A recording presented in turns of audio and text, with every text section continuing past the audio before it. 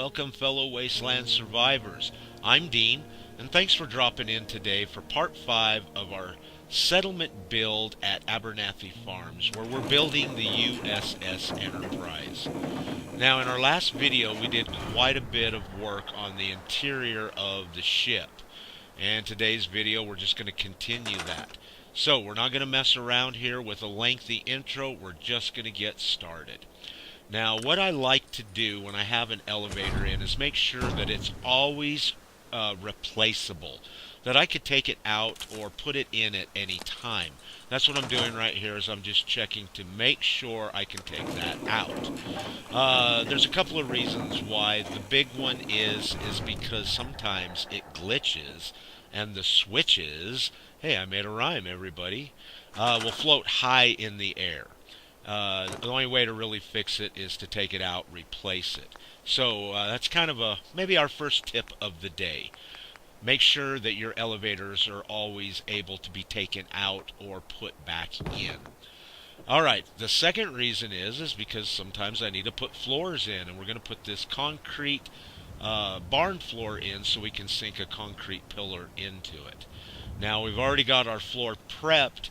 That way our circular container that we have carpet glitched into our transporter will be able to go through the floor, and we're not going to have any collision issues. But with the concrete walls, we are going to have collision issues. So we didn't use this, we already know that, but still I wanted to show you guys that it didn't fit in, which is too bad. It really looks awesome. I'm really happy with the way it turned out. But now we can see that it didn't go in, and why. Yeah, the concrete floors or walls are just penetrating too far down into the floor to use group select to put them there. If we could snap them from above, they would probably go in. But since we can't, we're not going to be able to use that. And now we're just checking here to make sure that the floor part that we built that has the container in it will go into the floor, and of course from the last video we saw that it will. So we just need to go ahead and put something on it to replace those concrete walls that we can't use. Now, in the last video we saw how we can use pictures to create walls or different wall type effects, and I did toy with that idea here a little bit, but I'm already using so many of them for walls, I didn't want to continuously repeat that process. So after I thought about it for a little bit, maybe doors will work. Now, I am a little bit worried about this because, as we know, settlers will open and close these doors, and it really doesn't matter how you have them placed into your settlement. But it really shouldn't be too big of an issue. I can always just go and close the door again. We are kind of going more for a look than functionality, although we are making our settlement here pretty functional. I'll get up on top of the floor here where I can see a little better. It allows me to align that up a little easier, and we'll put up a couple of more and see how that's going to look. It's okay, but I did like the curved concrete walls better. But like I said, we'll put up a couple of more, and maybe our perspective on this will change. And now that I've got a second one in, it is looking a little more panelish looking than the curved concrete walls did. I think it'll be alright. Our ceiling's a little high. We're going to have to drop it down a little to match the top of the door. But once it's all done, we'll get it in and place it into our build. Now, as I'm aligning this up, I'm noticing that I can see both floors. Now, I chose to go ahead and place it down a little lower so that the floor that's in our build is above the floor that's the part of our transporter. Now, I don't really like it. I wished I would have went the other way because we did have more of a circular look, and I think we needed that to give it that transporter look. It looks too flat. And also, if we adjust this right, we can maybe get both floors to penetrate through the surface at the same time, and maybe give us a really cool effect. So I'm going to reload the save, and I'm going to try that again. And of course, it worked out, and we'll see that here in a short. Now, the next thing that I think we're going to need to do is go ahead and put our walls in. And I'm going to go ahead and use the same angle that we created when we made the floor for our bridge, which is actually the ceiling for the transporter that we're working on right now. But once I get it in, it's just a little too much of an angle. And I think I'm going to have to readjust all four walls again to match up. That way it doesn't have such an abrupt corner to it. Yeah, see how far it sticks out there? I think we can just move it in and line it up with this door right there. And it should move that diamond shaped piece on the right inwards a little bit. I think it'll look a lot better. Okay, now the next tip that I'd like to show you guys is a little bit complicated. What we want to do is take these two containers and lock them together to make a taller container. I want to make kind of a pillar out of these containers. Now, I'm going to do this by exploiting a carpet glitch, and the way that the item that you have on the carpet drops down or pops up. And if this is done correctly and in a certain way, you can lock items together where it will become one item and you can move it with the carpet. Now, I'm not going to have time to explain how to do this in this video. I will be making another video dedicated solely to how to do this, and you can repeat this over and over, and once you master how to do this, you'll be making some crazy things. But now that I've got it done, we've pulled it up out of the ground, I can go ahead and move the concrete pillar away, and now to go ahead and show you they are locked together, I'll go ahead and highlight the carpet, and what do you know? I can move both these objects together at the same time, and I was able to choose exactly how high I wanted to make it. Now I do have one of them off a little bit, so we're going to take it apart and redo it over again. I want them both to match. So keep your eyes peeled out for that video. It's going to be very, very informative. Okay, the next thing that we'd like to do is pull a couple of these street lights off and stack them up as one long light. This is going to be used with the circular containers that we just made, and we're going to place them together to create a certain kind of an effect for our transporter room. So I'm going to spend a few seconds. I'm going to line these two street lights up the best I can. They were pretty hard to get lined up. And we'll go ahead, lift it up, place it on top, and now we have one long light. I've got two of them made already, so we'll go ahead and use this metal post so we can take it over into our build, and then we'll place it on the wall that I already have made and have in. Now, I did use the pictures for this. I figure with these lights on it and those circular containers, you won't see much of this wall.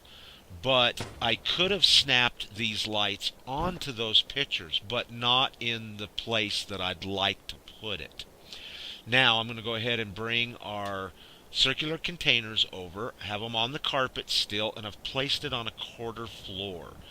Now, because these containers are locked together, when I delete the carpet out from underneath the first container, both containers will drop equally down at the same level. If this was not done properly when you took the first or deleted the carpet out, the top container would actually drop all the way to the floor. And oh no, I don't have it right. We need to make it a little taller. So we're back out to the drawing board and have to do this all over again so we can make our containers the right height and the right length.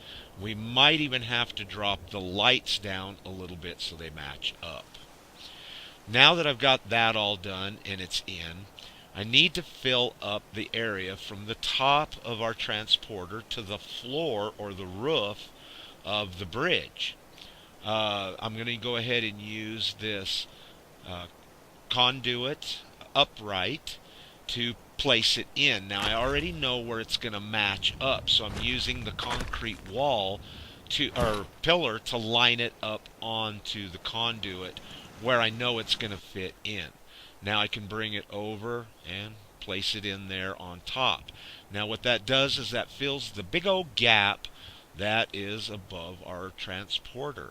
Plus, it gives it more of a circular look, which I feel really helps it out, and it looks pretty cool.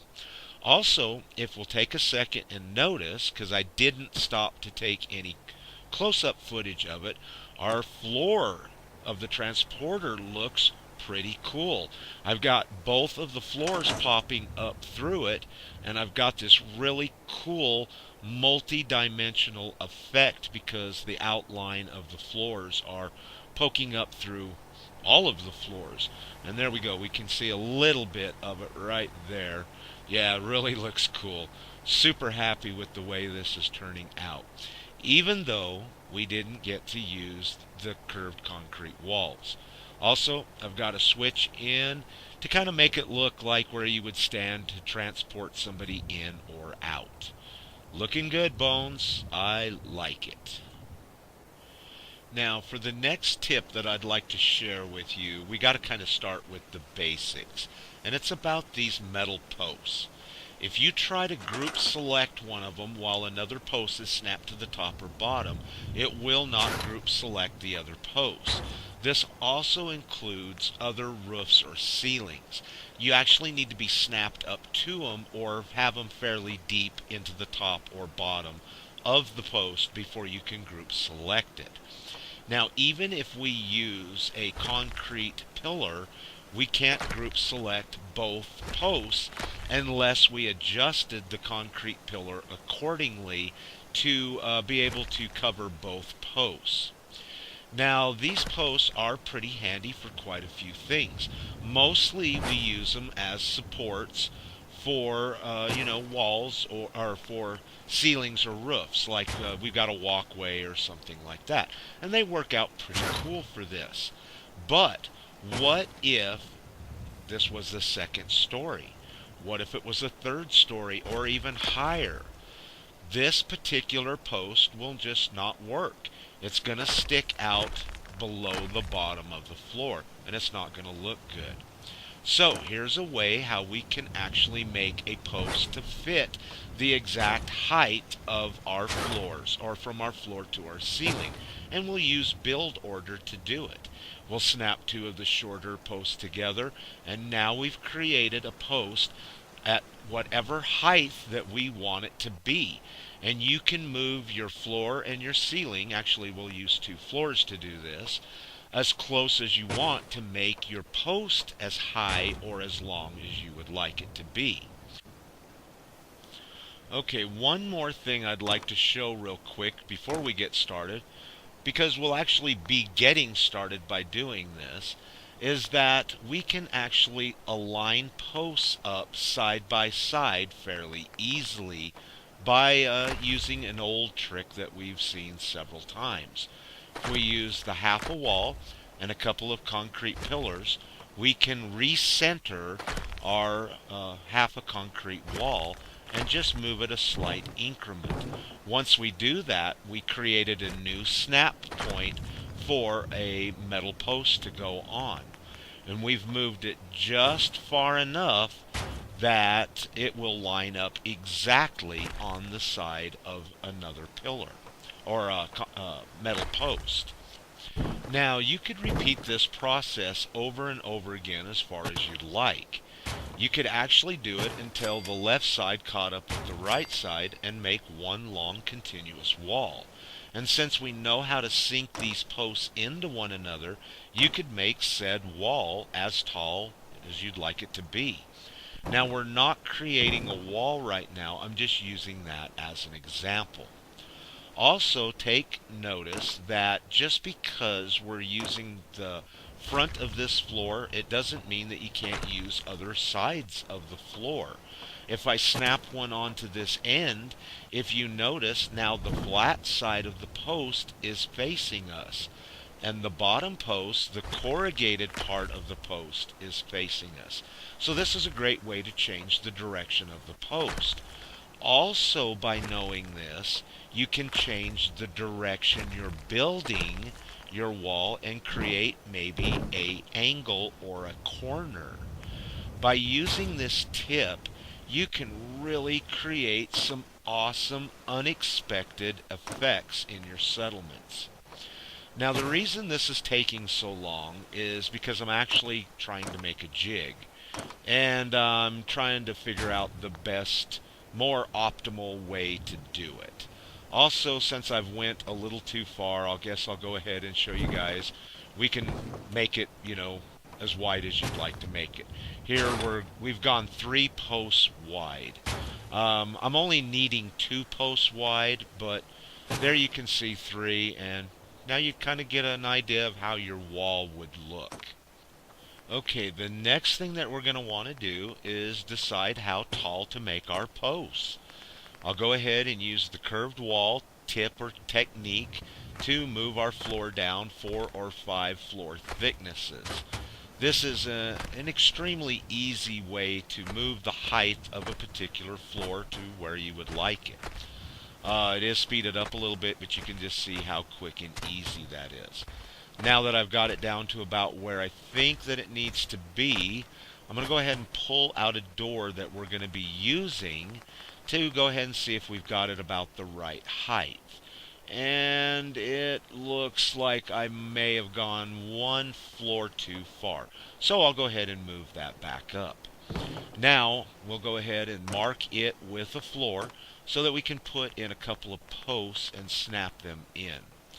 Now I'm going to snap them up at the top, and we'll go ahead and put a couple down at the bottom. But the floor is going to be in the way. Build order, can't stress that enough. Once that we've gotten the build order correct, we can go ahead and get a floor in. Now that we've got a floor in, we can snap posts back onto the top of those posts for markers. Now, the next thing we're going to want to do is go ahead and use a half a concrete wall to move our floor 1 small increment to the right. Now we've created another new snap point for our next post to go on. Now that we've done this, the jig is pretty much done. We just got to add in the appropriate posts where they need to go. Now, I probably could have done this a little better by not showing me building the jig, just showing how to move the posts. But with all the things that I showed in this segment, I do believe that you guys will understand what's going on here very well and be able to, reproduce this over and over again. Build order, we need to take the top posts out first, put the bottom ones in. Take the top posts out, put the bottom posts in first. Then we can go ahead and snap the top ones in. And once I've got build order correct, once again, the posts just go right on in there. And there's our jig with our posts. Now, basically what's going on here is the top posts that I'm snapping in right now were aligned up from the top floor. The posts that are at the bottom were aligned up from the bottom floor. And because of the way that we placed the 2 floors together, we now have posts at a specific height, which, if you remember right, is the height of that door that we measured them with. And there's 2 posts together. And with the jig, we could recreate these posts over again quite easily. I think I'm going to need 4, but we need 2 of them right now to get started on the project. And yeah, they look really good. I'm really happy with the way them look. I think they're going to give it a nice effect. Okay, the next thing that we're going to do is pull a couple of these wall shelves out. We're going to get them lined up from front to front, and I'm going to spend a few seconds and try to get it the best I can. I'm trying to make one, really wide shelf by doing this. Once I've got them placed together and I'm happy with that, we'll move it over to an easily viewed area, that's not too high, not too low. We'll take a picture out and we'll bring it over and try to align it up with the back part of this shelf. Now I'll let it penetrate through the picture so I can get it as straight as I can. Once I've gotten it straight, I'll just bring it down and go ahead and place it. Now let's go ahead. Yeah, that looks really good. Looks real lined up. That is awesome. Now, the next thing we're going to do is go ahead and bring some gun racks over and place them inside of the picture. Now, I've already put the weapon on the gun rack. The reason is because this is going to be placed into an area that I won't be able to access the back of the gun rack. Even though I can put this into this picture, if the gun rack sticks out the back, you could still target it if you do it right. If it's a little too far in, you might not be able to target it, but if you make sure it's out just a little, you could target it and replace or change weapons at any time. But by doing it like this, we're getting a nice weapon rack look without using the cruddy looking weapon rack. Now, another reason why I've placed the gun on the weapon rack is because it's not fully in the center of said weapon rack. And if you would have aligned the weapon rack up, then placed the gun in, the gun would have been offset. This also goes for the pistol racks. Now, I do believe the reason that they're offset like that is so that they can hold weapons that may have other specific mods on them that are much bigger.